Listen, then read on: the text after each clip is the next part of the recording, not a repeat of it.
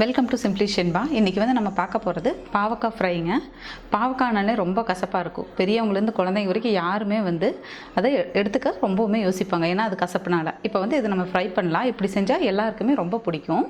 இப்போ நம்ம எப்படி செய்யலான்னு பார்க்கலாம் வாங்க.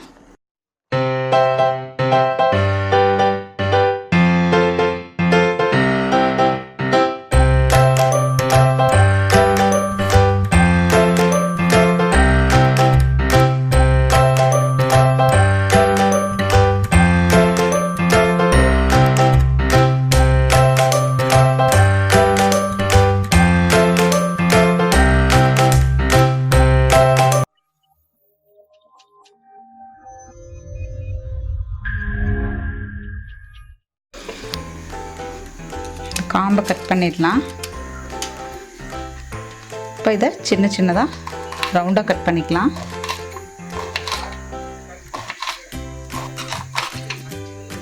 கட் பண்ணிவிட்டு நம்ம நடுவில் இருக்கிற விதையை எடுத்துட போகிறோம்.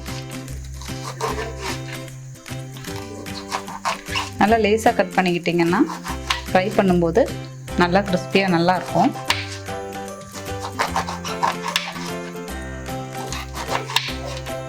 கட் பண்ணியாச்சு. இது பாருங்கள், நடுவில் இருக்கிற இந்த விதையை நம்ம எடுத்துட்டோம்.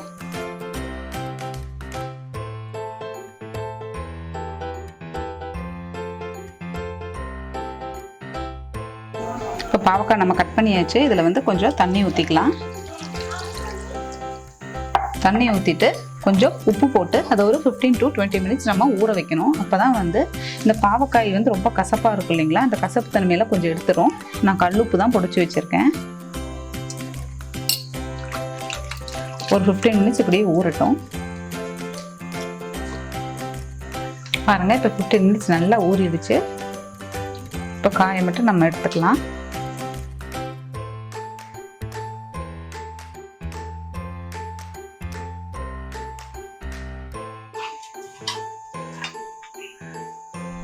தண்ணியை வடிச்சாச்சு.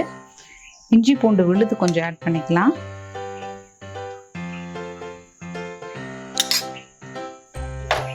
மிக்ஸ் பண்ணி விட்டுடுங்க.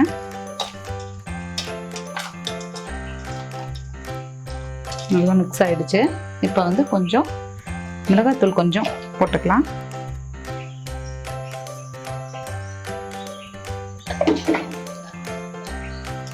கார்ன்ஃப்ளவர் மாவு ஒரு 2 ஸ்பூன் போட்டுக்கோங்க.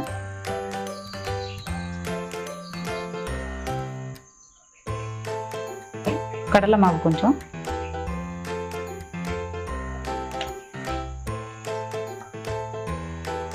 உப்பு நம்ம ஆல்ரெடி உப்பு போட்டு தான் இதை ஊற வச்சுருந்தோம். அதனால் பார்த்துட்டு கொஞ்சமாக போட்டுக்கலாம், போதும். கொஞ்சமாக ஆட் பண்ணுற உப்பு,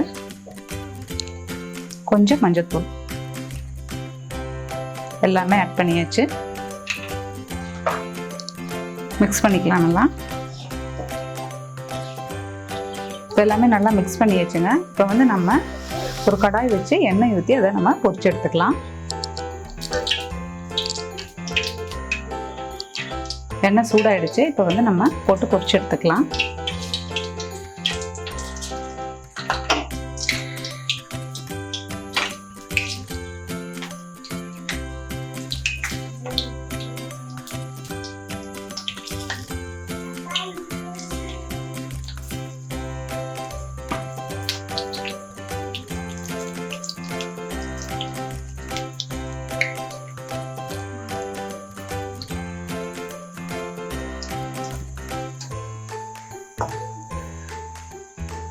நல்லா ஃப்ரை ஆகிடுச்சு.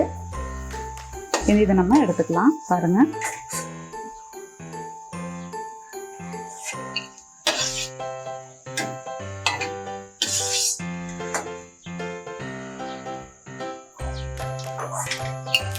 இதே மாதிரி எல்லாத்தையுமே போட்டு எடுத்துக்கலாம்.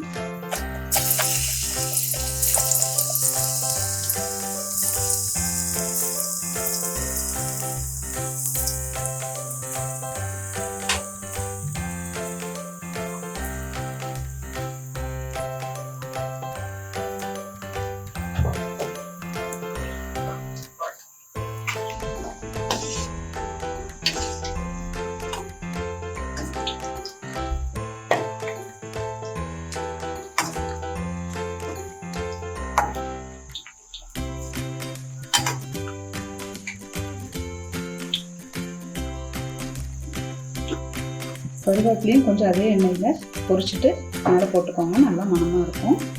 இது கூடவே வந்து மேலே கொஞ்சம் லெமன் ஆட் பண்ணிக்கலாம். லைட்டாக அந்த கசப்பு இருந்தாலும் நம்ம லெமன் ஜூஸ் ஆட் பண்ணும்போது அந்த புளிப்புக்கும் டேஸ்ட் நல்லாயிருக்கும். அவ்வளோதான். நீங்களும் இதே மாதிரி வீட்டில் ட்ரை பண்ணி பார்த்துட்டு கமெண்ட் பண்ணுங்கள். சிம்பிளி ஷென்பா சேனலை சப்ஸ்கிரைப் பண்ணாதவங்க சப்ஸ்கிரைப் பண்ணிடுங்க. கூடவே பெல் பட்டனையும் ப்ரெஸ் பண்ணிடுங்க. தேங்க்யூ.